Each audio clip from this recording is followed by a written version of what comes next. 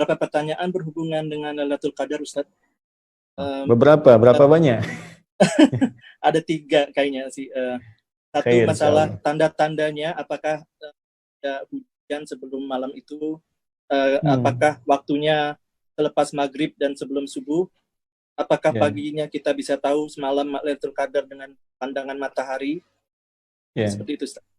Oh, ada satu lagi, Ustaz, masalah Lailatul Qadar ini, yaitu apakah malam Lailatul Qadar ini dinamakan Qadar karena bisa mengubah takdir seseorang, yaitu seperti kata Nabi, doa seseorang bisa mengubah takdir, panjang umurnya, kesehatan badannya, dan seterusnya. Baik, saya akan mulai dulu dari pertama supaya kita bisa urutkan dengan lebih sistematis. Waktu Al-Qadar, ya, waktu malam Al-Qadar. Jadi kalau kita sudah sebutkan Lailatul Qadar, kita bisa tutup kalimat malamnya karena Lailah itu sudah berarti malam, ya, malam istimewa. Ya, waktu Lailatul Qadar karena isyaratnya lail, malam, dan istimewa pakai tak di situ. Malam itu dibatasi dari mulai ba'da isya. Ya, jadi kalau di Indonesia sekarang misalnya ba'da isya 7:30 lah, dengan sunnahnya taruhlah misalnya jam 8 ya. Itu terbentang luas sampai ke menjelang fajar. Ya, kalau bahasa Al-Qur'annya langsung di surah Al-Qadar itu salamun hiya hatta matla'il fajr. Lihat ujung ayatnya. Hiya itu menunjuk ke Lailah, ya, dhamirnya muannats.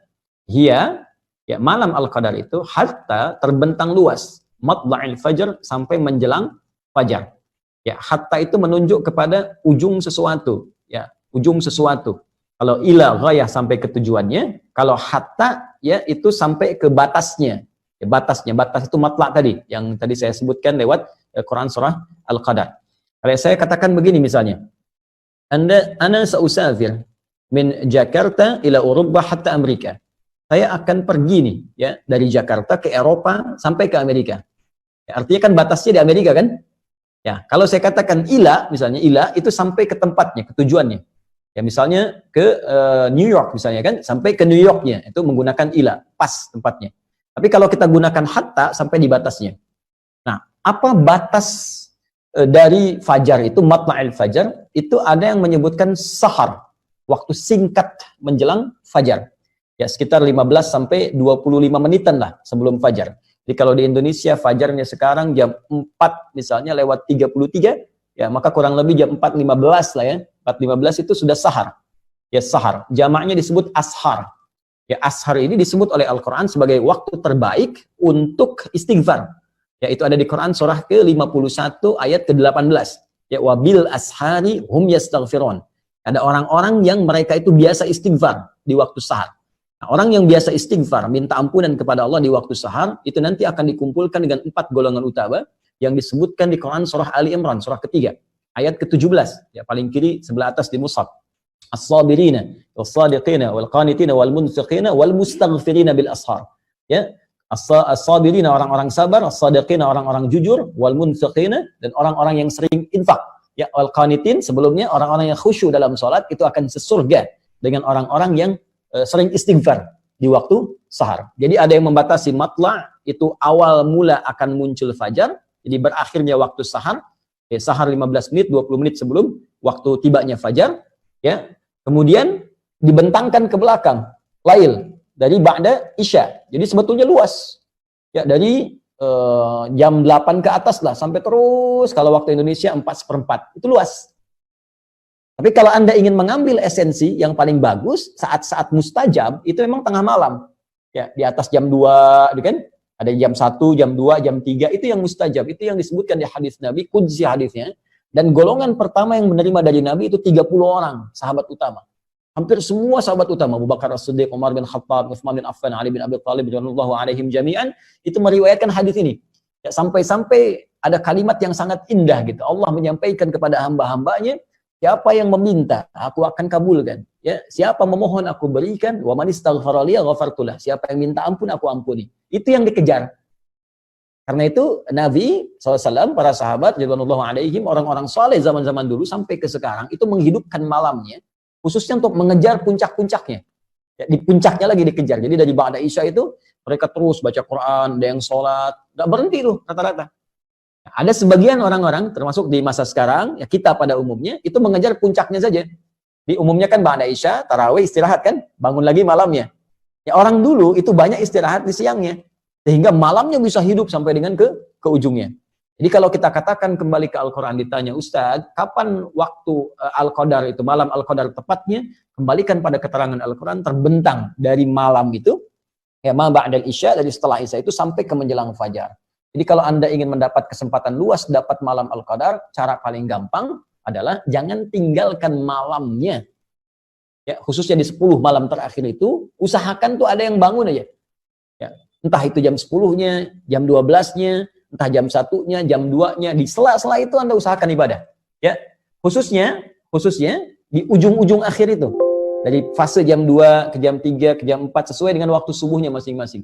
Di dalam 10 malam terakhir usahakan di setiap waktu ini Anda bangun, Anda ibadah di situ, walaupun mungkin hanya 5 menit saja, 10 menit saja, ya sebagai harapan mendapatkan satu di malam itu. Bahkan ada rumus dari ulama yang lebih dahsyat lagi. Kalau memang sama sekali ya kita nggak ingin ketinggalan dapat malam Al-Qadar, ingin dapat waktu itu, maka gampangnya setiap malam Ramadan dari awal pertama sampai terakhir jangan ketinggalan. Karena malam terakhir, 10 terakhir itu kan peluang besar. Tapi boleh jadi dia datang di awal Ramadan, pertengahan atau akhirnya. Karena itu bagi kita yang menyiapkan malam-malam terakhir, cara paling gampang kalau ingin dapat, jangan tinggalkan setiap malamnya, batas akhirnya setidaknya menjelang fajar, bisa 10 sampai 25 menit sebelum fajar. Ini waktunya, ya, terkait dengan, ya Ustadz, apakah tanda malam Al-Qadar bisa diamati, gitu kan? Yes. Baik. Tanda Al-Qadar yang tersebar dalam referensi hadis-hadis Nabi SAW, khususnya di hadis Muslim, itu tidak memberikan tanda di awal, tapi lebih kepada tanda di akhir. Ya, tanda di awal yang saya maksudkan waktu menjelangnya, itu nggak ada yang spesifik. Nabi pernah bermimpi, Sallallahu Alaihi Wasallam, ya, bermimpi ditampakkan oleh Allah malam Al-Qadar. Ya, terus keadaan setelahnya Nabi sedang dalam keadaan salat, tahiyat, ketika salam nampak lumpur, jadi di keningnya. Ya, lumpur ini nampak karena begini, di zaman Nabi itu kan masjidnya itu masih terbatas, alasnya masih tanah, kan? Kemudian tiang-tiangnya pelepah kurma, atapnya itu dari daun-daun kurma. Jadi kalau memang hujan ya hujan, bocor basah. Nah, jadi ketika hujan itu basah, pasti orang sholat itu ini kotor, ya bagian atasnya kotor. Gitu. Kalau panas ya panas. Ada sebagian sahabat yang sampai menghamparkan kayak sapu tangan untuk bisa menahan panasnya saat sujud. Anda bisa bayangkan dalam kondisi seperti itu masih semangat menunaikan sholat. Ya, ini dalil kebolehan perempuan pakai mukena, walaupun ada sedikit ya yang menghalangi dengan keningnya. Ini bukan penghalang sebetulnya, yang mukena itu.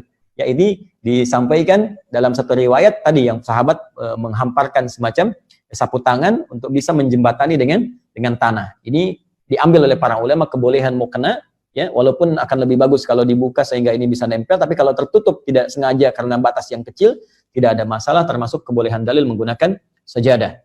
Nah, poinnya ketika Nabi SAW bangun, itu oleh Allah dibuat gaib, dibuat lupa. Ya, waktunya kapan? Malam keberapakah? Apakah pertama, kedua, terakhir? Oleh Allah Subhanahu wa taala dibuat lupa. Tapi tanda itu masih nampak. Saya kata Nabi SAW itu tampak di kening saya itu ada lumpur. Nah, yang paling menarik, ketika ada satu waktu keesokan harinya, ya itu Nabi SAW sholat dengan sahabat subuh-subuh, begitu salam teman-teman, assalamualaikum warahmatullahi wabarakatuh, dan salam terlihatlah di kening Nabi itu ada lumpur. Maka sahabat baru menyadari, Allah, tadi malam Al-Qadar ya. Tadi malam Al-Qadar, tadi malam Lailatul Qadar gitu kan. Nah, dari sini ada yang sebagian mengambil ya kesimpulan bahwa oh, itu ditandai dengan hujan sebelumnya, ya kan? Tandai dengan apa? Tapi sesungguhnya nggak ada narasi seperti itu. Ya, narasi-narasi yang disampaikan tanda kebanyakan setelahnya. Ya, bisa ada hujan, bisa cuaca cerah, bisa jadi. Karena mungkin peristiwa spesifik pada zaman Nabi saja, pada saat itu, keadaannya mungkin hujan. Ya, boleh jadi di masa-masa yang berbeda, mungkin tidak hujan. Ya, mungkin keadaannya nyaman, tenang. Nah, hanya ada digambarkan bahwa malam Paskah itu, oleh Al-Quran disebutkan kalimatnya salam. Salam, tenang, damai. Nah, ini, jadi ada feel ya, yang diberikan ke dalam perasaan kita. Jadi kata Allah tuh, feeling kita di hati tuh malam ini kok beda ya. Salamun. Lihat di surah Al-Qadar di ujung ayatnya. Salamun hiya hatta matla fajr. Salamun, malam itu begitu tenang, damai. Jadi ada suasana satu malam yang terasa bagi sementara orang itu kok enak banget ya. Ibadahnya enak, nyaman, berdoa tuh kayak khusyuk gitu. Nah, itu ada yang menyebutkan dari sini itu tanda yang diberikan oleh Allah ke dalam jiwa kita. Ya. Baik, dan keesokan harinya itu digambarkan suasana alam. Ini kalau ini benar riwayatnya ya. Lebih tenang, kemudian nggak terlalu mendung, nggak terlalu terang, kelihatan tumbuh-tumbuhan tuh sejuk, gitu kan? Kayak habis bersujud, kayak habis wah tenang kan. Kenapa digambarkan begitu tenang? Karena di Al-Qur'an disebutkan riwayat ya dalam firman Allah Subhanahu wa taala bahwa malaikat turun semua. Tanazzalul malaikatu warruhu fiha. Allahu akbar. Ya, ruh itu kan malaikat Jibril. Malaikat Jibril itu tugasnya selesai ketika Nabi wafat untuk memberikan wahyu. Tapi hanya satu kali dalam setahun turun ya dalam malam Al-Qadar.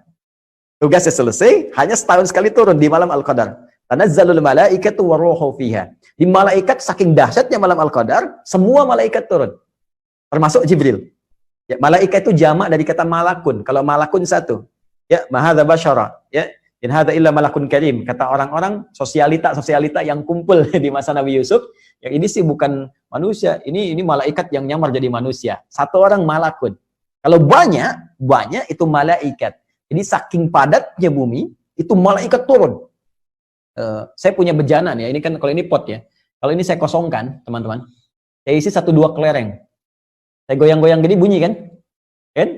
Tapi kalau saya isi penuh kelerengnya, semua sini. Saya goyang-goyang ini diam kan? Nggak ada suara.